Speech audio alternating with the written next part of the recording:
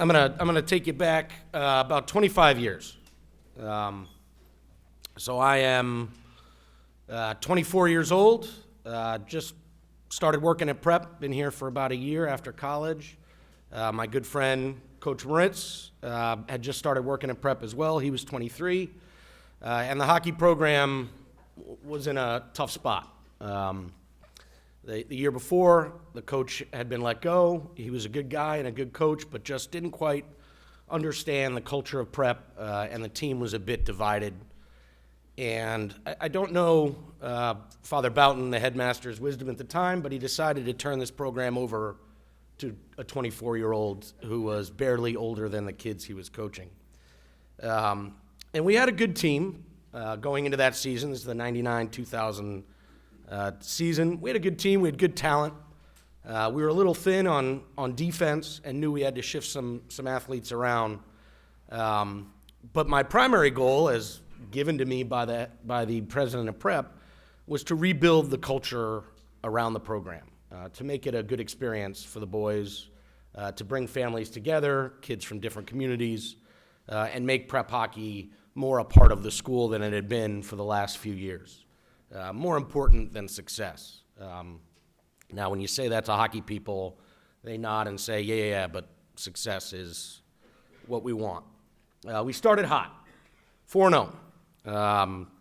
In fact, our first 4 games, we scored 23 goals. We gave up 5. We were riding high.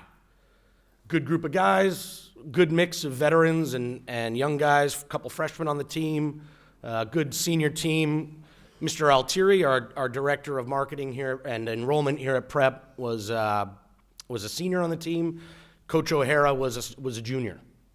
So these were Prep guys through and through, and a good group. We started hot, 4-0. We ended the season going into the playoffs 8-11-1, which means after that hot start, we won 4 of our next 16 games. Ouch. Including 5 in a row, losing. 3-2 to West Haven, 4-3 to Guilford, ouch. 8-2 to BC High, that's a long way to go to get thumped. 3-1 to Notre Dame and West Haven, our big rival. And then the lowest point of the season, on a Thursday night, we drove up to 2.5 hours to Burryville, Rhode Island, to play Burrillville High School. We put 50 shots on net and didn't score a goal. We lost 1-0. We got on the bus to come home at 11:30 at night on a school night, made it back to the rink by 2 a.m. We're back on the ice at 6 for practice before school. It was scheduled, had to do it. It was a low point. And that game, 1-0, was a microcosm of what had gone wrong with our team. We were good. The kids got along. The culture was there. We just couldn't put the puck in the net. Like I said, first 4 games of the year, 23 goals, 5 against, we were flying. But then after that, as our schedule got tougher and things got tougher, we struggled a bit to find the back of the net. And when that happens, it can snowball. You start gripping your stick a little too tight.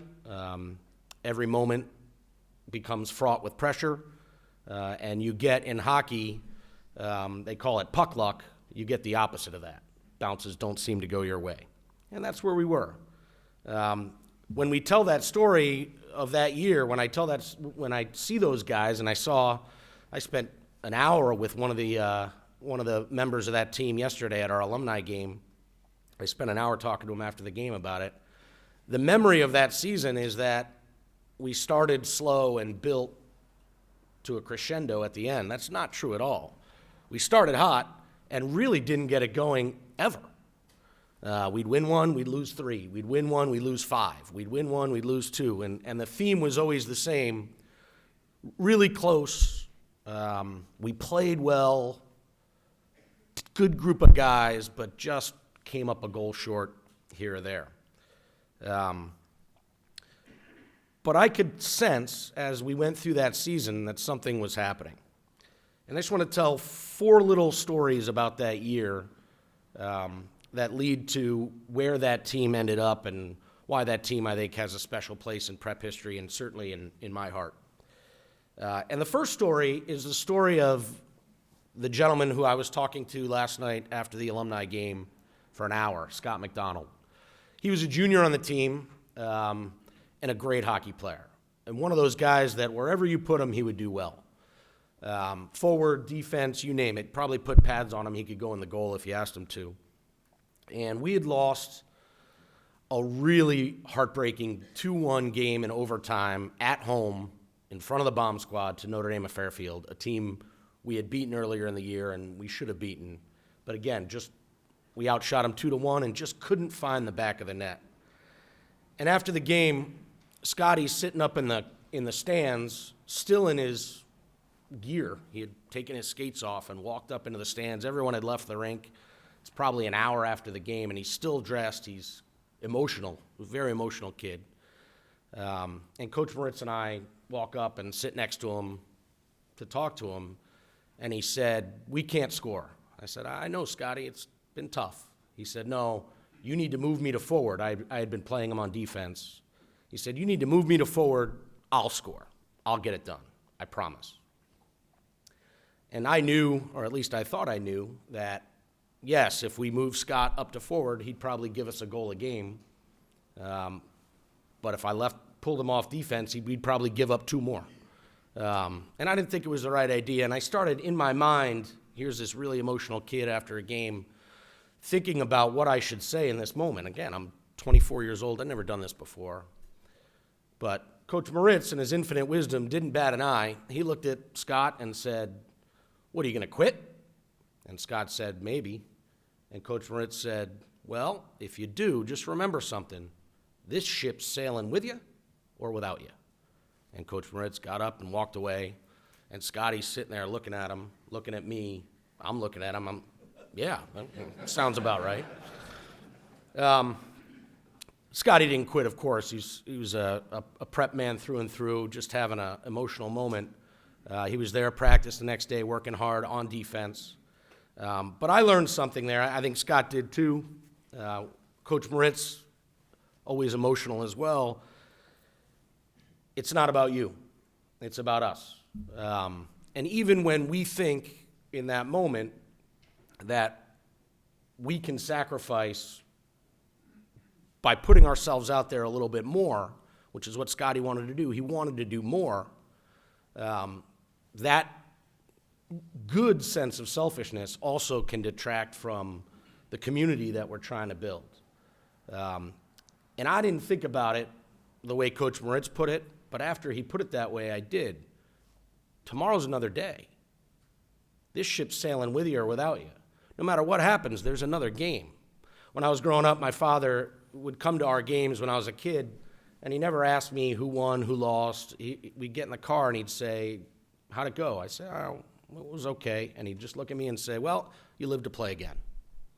And that message, I think, builds community when it filters through the group. Scotty, in that moment, taught me that. The second story from that season is the other end of the spectrum. Mr. Fedek was the owner of Wonderland of Ice. He bought the rink in 1991 from the city.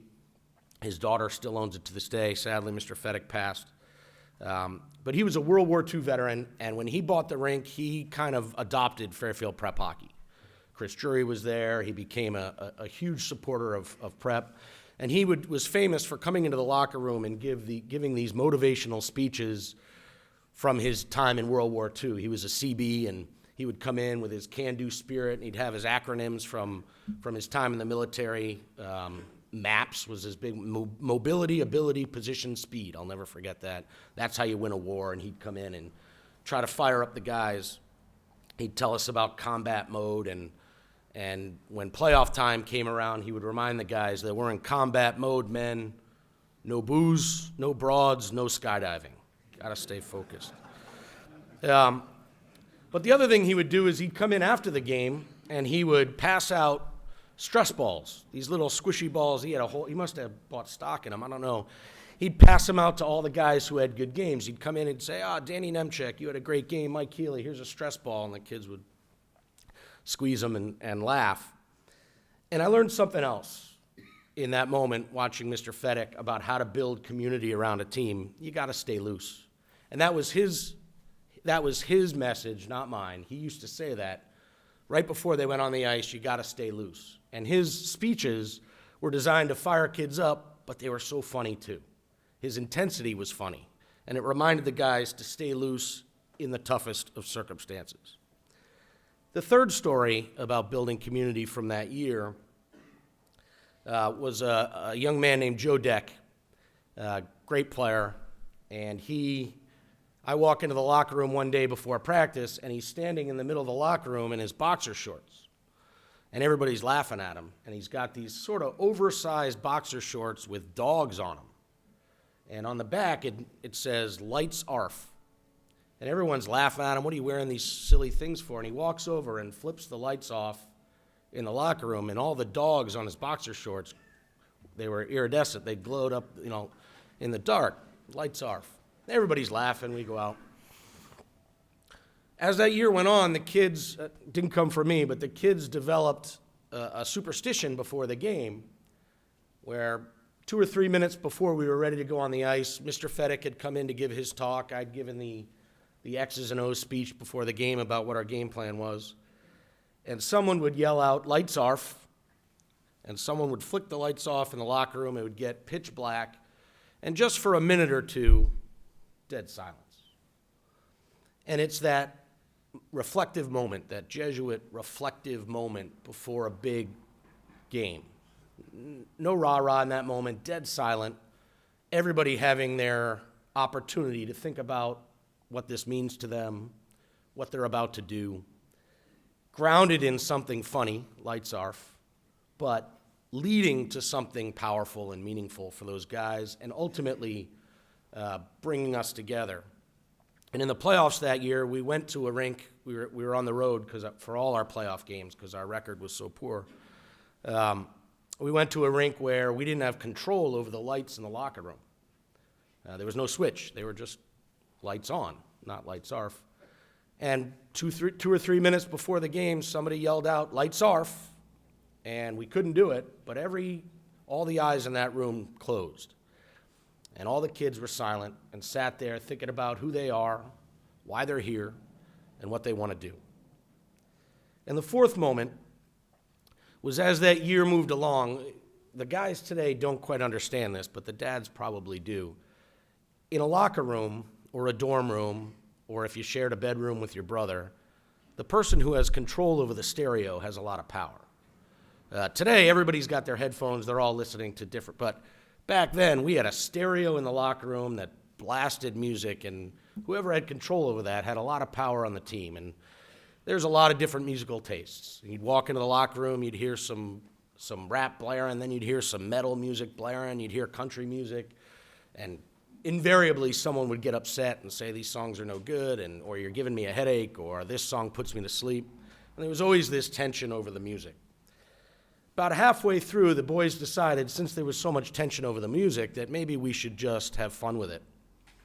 And they started playing fairly bad 80s music as a compromise position to what everybody wanted. Lots of Poison and Bon Jovi and things like that. And the one song that seemed to resonate with the guys that year was Bon Jovi's song, "Living on a Prayer." And we didn't win a lot that year, but every time we did, as that season moved along, at the end of the game, the stereo would kick on, and you'd hear Bon Jovi playing "Living on a Prayer," and the guys would put their arms around each other and sing at the top of their lungs. And as that season went along, that song became, and the desire to hear that song after a victory became a unifier. And I think the lyrics say something. Living on a prayer. It's about faith. Faith in what you're doing, faith in the group that we've built, faith in each other, and faith that win or lose, we do this together, we move on together. We hit the playoffs that year as the number 13 seed. We were 8-11-1 walking in. We had lost 4 of our last 5 games to tough opponents, but 4 of our last 5 games coming into the playoffs. Again, the myth is that we built that year and it got better and better. Nope, We were still struggling by the end and trying to find ourselves.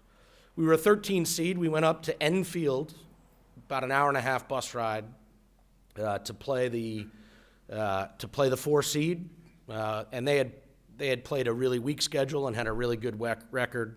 We thumped them 5-1. Found the back of the net. Okay, good start.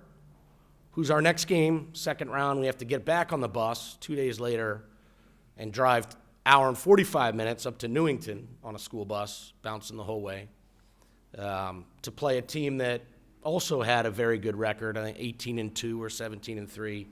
And they had played a couple of good teams. We beat them 8-1. Pucks are going in left and right now. And living on a prayer is blaring in the locker room. Lights were ARF. Mr. Fedek was in rare form, passing out stress balls left and right. We were loose. Scotty Mack was in it. We were rolling. We got to the state semifinals against Darien, the number 1 team in the state at the time, and we beat them 2-1. Tight game. Our goalie played outstanding. Mr. Altieri scored both goals to win that game. We go to the state championship to play Greenwich. Nobody believes we're there. We win 2-0. Didn't need to score much. Our goalie was outstanding. Mr. O'Hara made the key play in that game as a defenseman, stepped up, intercepted a pass, passed it to his best friend on the team, Mickey Girardi, who scored a slick goal down low to make it 1-0. We added an empty netter late in that game to seal it. Those boys were state champs. They came together. They communed through those 3 themes. Scotty Mack, it's more than us. It's more than you, right? It's not about what you want. It's about what makes us better together. Mr. Fedek, staying loose, combat mode, having fun with the intensity of it all. Lights ARF, little reflection along the way, closing your eyes in the key moment, and reminding yourself why you're here. And finally, living on a prayer, the faith behind it all. What do you believe in? Why do you do this? Where does it come from? And where does it lead you to? And that group, to me, epitomized the building of community. 24 years of coaching. We've had lots of successes. We had teams that were similar, but no one ever captured that spirit like those guys. I didn't do that. I learned from them. Tried to recreate it. You can't. Every team creates its own character. But I think we can learn a lot from those boys, 1999 and 2000. I know I did. Thank you very much.